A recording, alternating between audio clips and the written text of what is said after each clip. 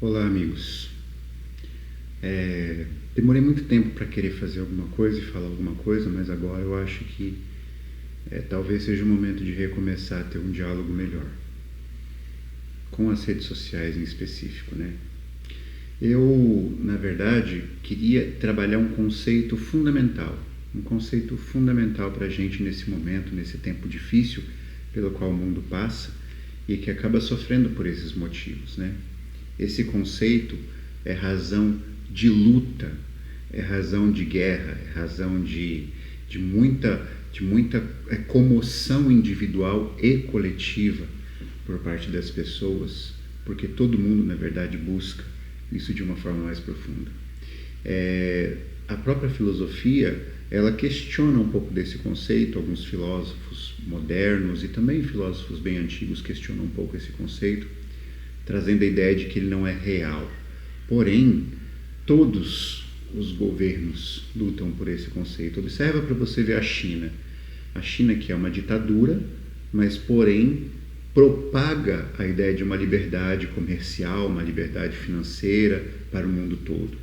Observa, por exemplo, Israel, que vive em guerra com todas as nações em volta, mas propriamente dito, por toda uma questão de independência e liberdade. Observe os Estados Unidos, que apregoa, né, uma intensidade no livre comércio, na livre forma de manifestação, que protege muito a liberdade individual, a propriedade privada, o direito do cidadão, muitas vezes até de se armar.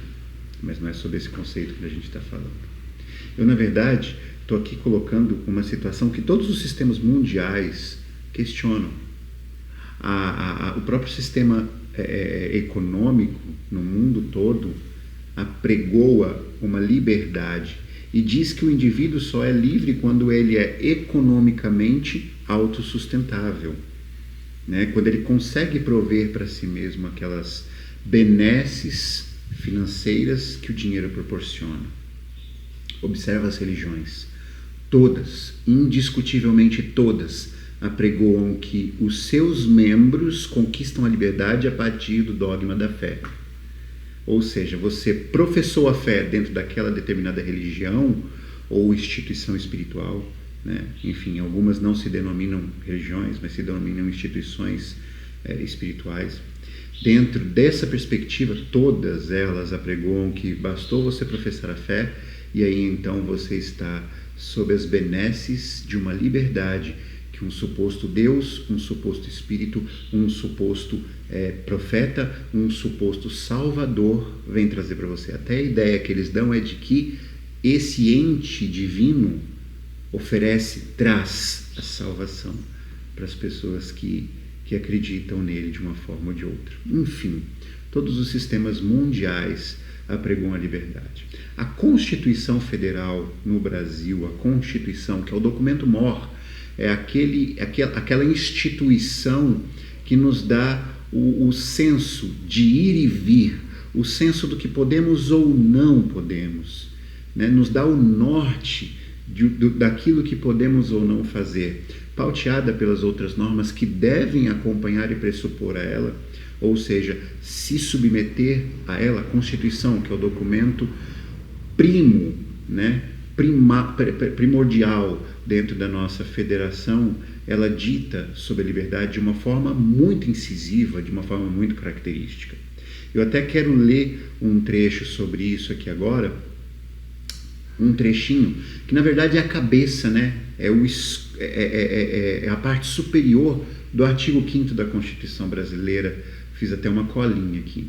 Todos são iguais perante a lei, sem distinção de qualquer natureza, parafraseando o artigo 5º, garantindo-se o direito à vida, à liberdade, à igualdade, à segurança e à propriedade.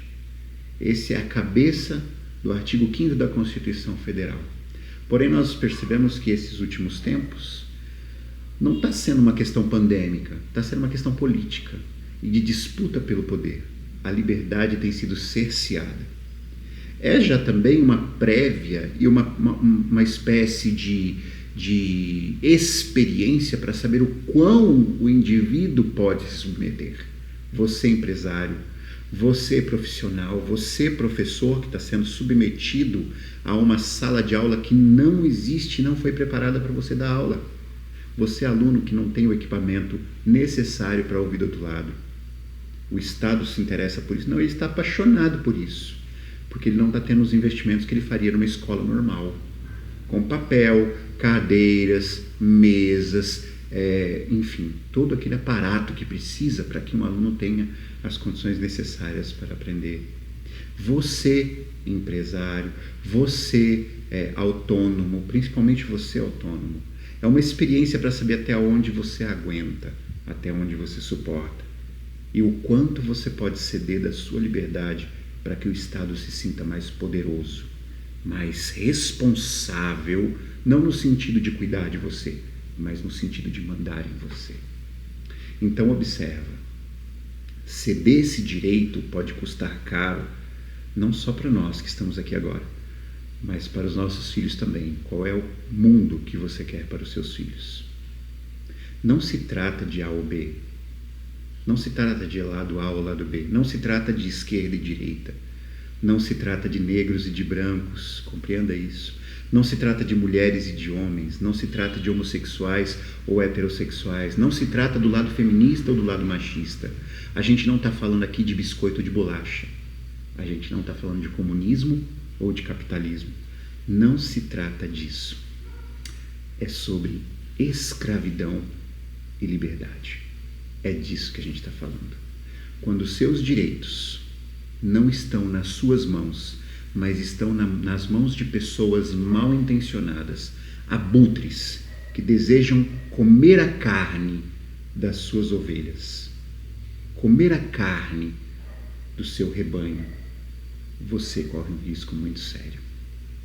Não se trata de isso ou aquilo, se trata de escravidão e de liberdade. Pensa nisso.